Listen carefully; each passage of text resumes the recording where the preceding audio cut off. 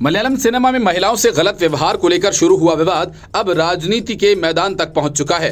कांग्रेस की केरल इकाई ने पार्टी नेताओं के खिलाफ की गई टिप्पणी के लिए एआईसीसी की सदस्य सिमी रोजबेल जॉन को पार्टी की प्राथमिक सदस्यता से निष्कासित कर दिया है। वजह यह कि उन्होंने आरोप लगाया था कांग्रेस में फिल्म उद्योग की तरह ही कास्टिंग काउच है। हालांकि कांग्रेस पर इस किस्म के आरोप महिला नेताओं की तरफ से पहली बार नहीं लगे। इसके पहले भी कई महिला नेताओं ने आरोप लगाने के बाद पार्टी छोड़ दी।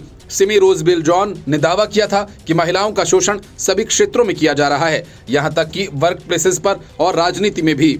उन्होंने आरोप लगाया कि पार्टी की कई साथी महिलाएं जिन्हें ऐसे बुरे अनुभव हुए हैं, उन्होंने मेरे साथ अपनी आप बीती साझा की। हालांकि अब निष्कासित नेता ने दावा किया कि उन्होंने हमेशा नेताओं से मिलने के लिए अकेले न जाने की सलाह दी। एर्नाकुलम से कांग्रेस नेता सिमी रोजबेल ने कहा, कांग्रेस पार्टी के भीतर अवसर पाने के लिए महिला सदस्यों को अक्सर शोषण सहना पड़ता है।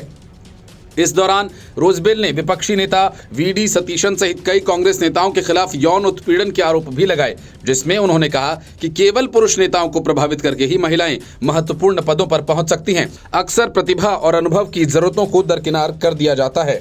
रोजबेल के इस दावे के बाद सीपीएम ने कांग्रेस पर हमला बोल दिया और कहा कि फिल्म उद्योग में कथित तौर पर मौजूद पावर ग्रुप की तरह ही कांग्रेस में भी एक पावर ग्रुप मौजूद है। सीपीएम के राज्य सचिव एमवी गोविंदन ने एआईसीसी के पूर्व सदस्य सिमी रोजबेल जॉन द्वारा एक टीवी चैनल को दिए गए इंटरव्यू का हवाला देते हुए कांग्रेस नेता ने दावा किया कि महिला नेताओं को पार्टी में आगे बढ़ने के लिए दल के नेताओं की कृपा की जरूरत होती है। और उन्होंने कहा कि रोजबेल के अनुसार विधानसभा में विपक्ष के नेता वीडी सतीशन पावर ग्रुप का हिस्सा है। गोविंदन ने कहा कि सतीशन ने दावा किया कि सीपीएम में एक पावर ग्रुप है, लेकिन उनकी एआईसीसी सदस्य के अनुसार उनकी पार्टी में भी ऐसा ही एक ग्रुप है और सतीशन उसका हिस्सा है। गोविंदन एक दिन पहले सतीशन द्वारा लगाए गए एक आरोप का जिक्र कर रहे हैं। मलयालम फिल्म उद्योग घोटाला के आरोपियों को मुख्यमंत्री पिनरई विजयन के नेतृत्व वाली सीपीएम के भीतर एक पावर ग्रुप द्वारा संरक्षण दिया जा रहा है।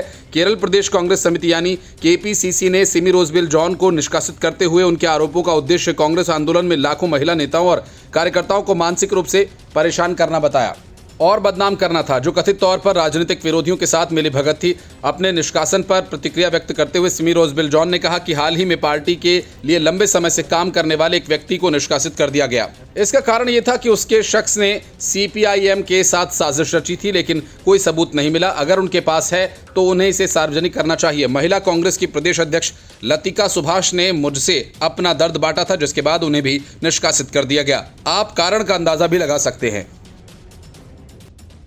अखिलेश यादव की पत्नी डिंपल यादव के प्रतिनिधि रहे नवाब सिंह यादव नाबालिग गैंगरेप मामले का असली मुजरिम साबित हुए।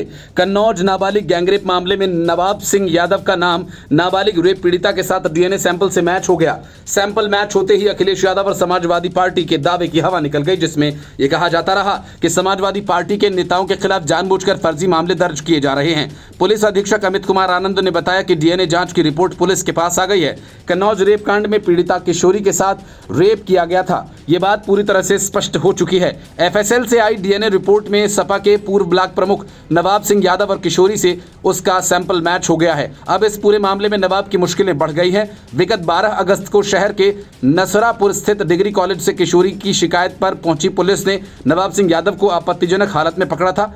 इस मामले में किशोरी की मेडिकल रिपोर्ट, बयान और सबूतों के आधार पर पुलिस ने मुकदमा दर्ज करते हुए नवाब को जेल भेजा था।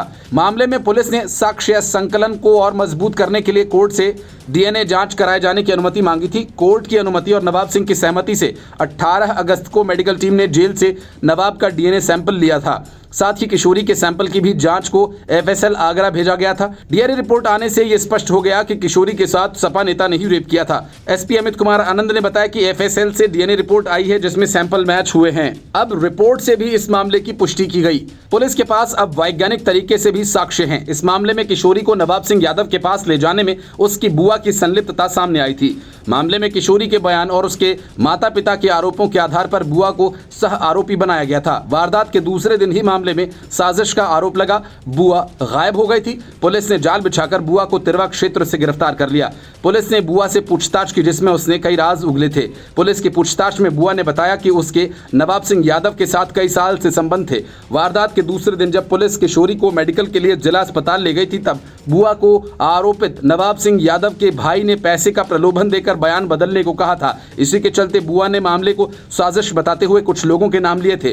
डिंपल यादव के प्रतिनिधि रहे नवाब सिंह यादव पर 11 अगस्त की रात में नाबालिग से रेप का आरोप है। इस मामले में रात को ही पीड़िता ने डायल 112 पर कॉल कर जानकारी दी।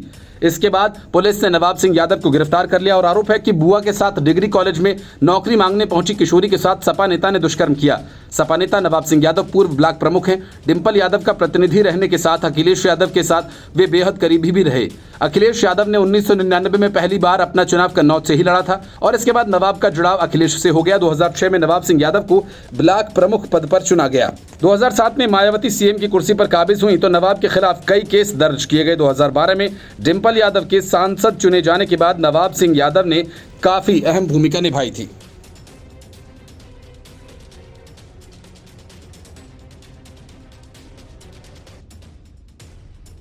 सुप्रीम कोर्ट में जमानत की बहार है। पिछले कुछ दिनों से बड़े बड़े न्यायाधीश यही लगातार कहते रहे कि जमानत नियम है और जेल अपवाद।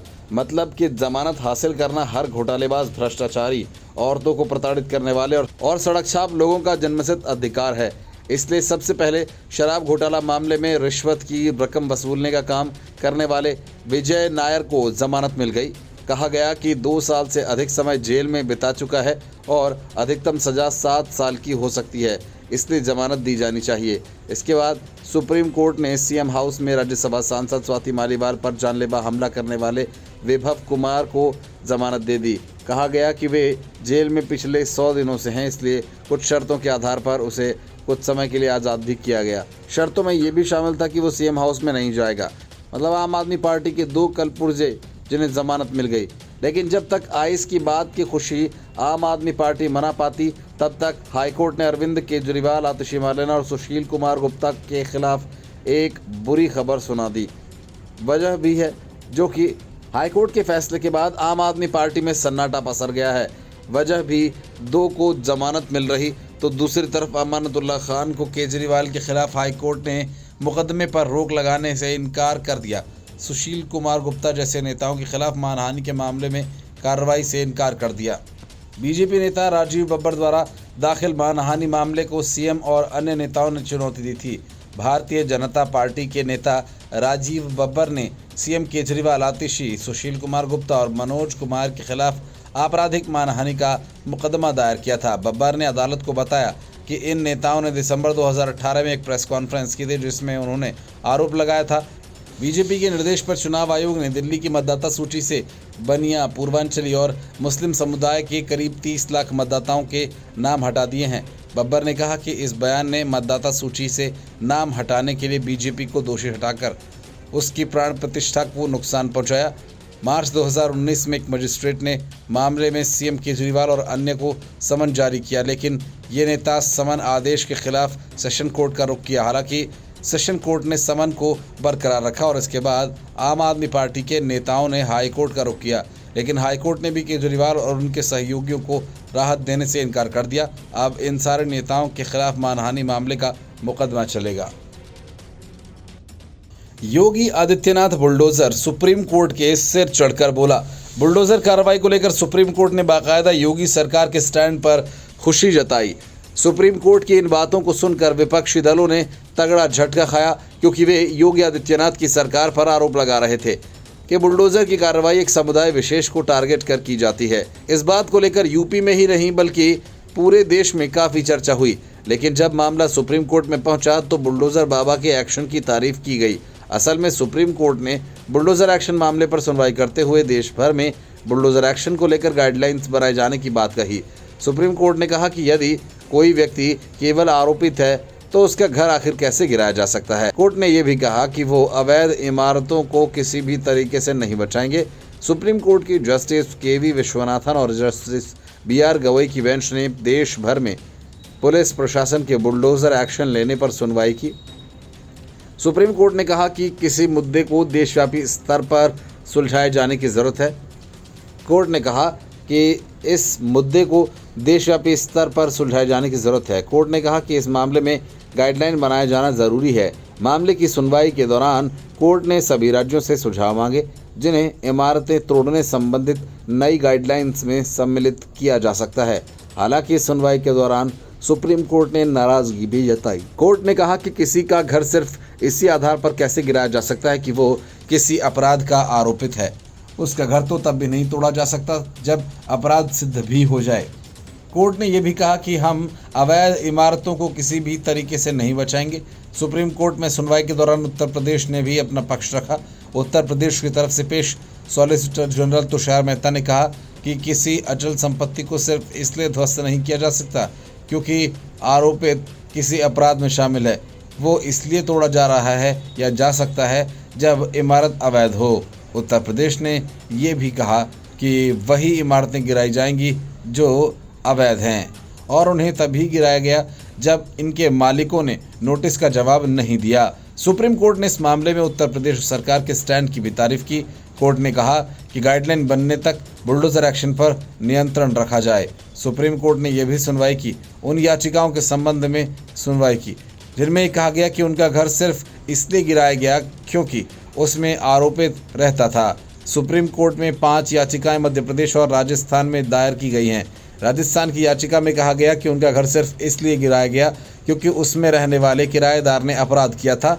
इसके अलावा दिल्ली में भी घर गिराने को लेकर एक याचिका सुप्रीम कोर्ट के सामने पहुंची। हरियाणा के नूंह में भी घर गिराए जाने को लेकर सुप्रीम कोर्ट के समक्ष याचिकाएं पहुंची थीं। अब सुप्रीम कोर्ट इस मामले में आगे सुनवाई करके गाइडलाइंस जारी करेगा। Bureau report, news of India. आम आदमी पार्टी वक्फ बोर्ड घोटाला मामले में ईडी के साथ लगातार खेल रहे आम आदमी पार्टी के विधायक अमानतुल्लाह खान के घर ईडी की टीम ने धावा बोल दिया।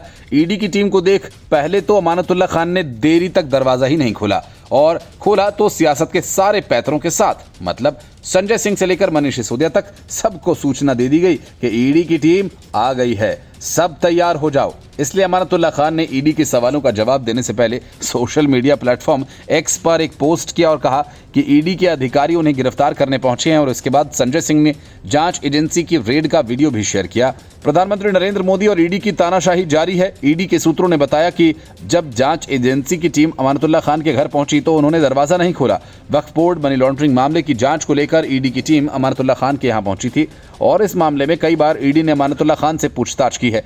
अमानतुल्लाह खान ने एक्स पर लिखा, मेरे घर अभी ईडी के लोग मुझे गिरफ्तार करने पहुंचे हैं। कुछ देर बाद संजय सिंह ने छापेमारी का एक वीडियो शेयर करते हुए ईडी की निर्दयता देखिए कहा अमानतुल्लाह खान पहले से ईडी की जांच में शामिल हुए, उनसे आगे के लिए समय मांगा, उनकी सास को कैंसर है, उनका ऑपरेशन हुआ है, घर में सुबह सुबह धावा बोलने पहुंच गए। अमानतुल्लाह के खिलाफ कोई सबूत नहीं है, लेकिन मोदी की तानाशाही और ईडी की गुंडागर्दी जारी है। संजय सिंह की तरफ से जो वीडियो जारी किया गया उसमें ईडी के अधिकारियों को अमानतुल्लाह के घर के दरवाजे पर खड़ा देखा जा सकता है। घर में एक बुजुर्ग महिला भी बेड पर लेटी हुई हैं। वीडियो में एक महिला को ये कहते सुना जा सकता है कि उन्होंने कब सहयोग नहीं किया, हमेशा किया है, उन्होंने ऑफिस में। इस बीच अमानतुल्लाह कहते हैं, मैं आपको लिखा था, मुझे 4 हफ्ते का टाइम चाहिए, मेरी सास का ऑपरेशन हो रहा है, उनका ऑपरेशन 3 दिन पहले हुआ और आप मुझे अरेस्ट करने आ गए। इस बीच ईडी के एक अधिकारी कहते हैं कि आप ये कैसे मान रहे हैं कि हम आपको अरेस्ट करने आए हैं। इसके जवाब में ओखला विधायक ने कहा कि 1001% आप यहाँ क्यों आए हैं, आप अरेस्ट करने नहीं आए तो क्यों आए हैं, मुझे अरेस्ट करने ही तो आए हो। मेरे घर में खर्चे के लिए पैसे नहीं हैं, आप क्या सर्च करने के लिए आए हो मेरे पास। संजय सिंह ने जो वीडियो शेयर किया उसमें अमानतुल्लाह खान की पत्नी को कहते सुना जा सकता है कि मेरी मां को कैंसर है, उनका ऑपरेशन हुआ है, वो खड़ी भी नहीं हो पा रही, मेरी मां को कुछ भी हुआ तो मैं आपको कोर्ट लेकर जाऊंगा। इस बीच मनीष सिसोदिया ने भी ईडी की कार्रवाई के खिलाफ आवाज उठाई है। उन्होंने कहा कि ईडी बीजेपी के खिलाफ आवाज उठाने वाले लोगों को गिरफ्तार कर रही है। सिसोदिया ने एक पोस्ट में कहा कि ईडी का बस यही काम रह गया है, बीजेपी के खिलाफ उठने वाली हर आवाज को दबा दो, तोड़ दो, जो टूटे नहीं दबे नहीं उसे गिरफ्तार करके जेल में डाल दो। अमानतुल्लाह पर आरोप है कि उन्होंने 32 लोगों को अवैध तरीके से दिल्ली वक्फ बोर्ड में भर्ती किया और साथ ही अवैध रूप से ही दिल्ली वक्फ बोर्ड की कई संपत्तियों को किराए पर दे दिया। उनके ऊपर वक्फ बोर्ड के फंड के गलत इस्तेमाल का भी आरोप है और इस पूरे मामले में अमानतुल्लाह के करीबियों के ठिकानों पर भी एक्शन हुआ था, जिसमें एक डायरी मिली थी। इस डायरी में देश विदेश में अमानतुल्लाह के जरिए किए गए लेन देन का जिक्र किया गया था और ईडी इस केस में उनसे कई बार पूछताछ कर चुकी है। Bureau report, news of India.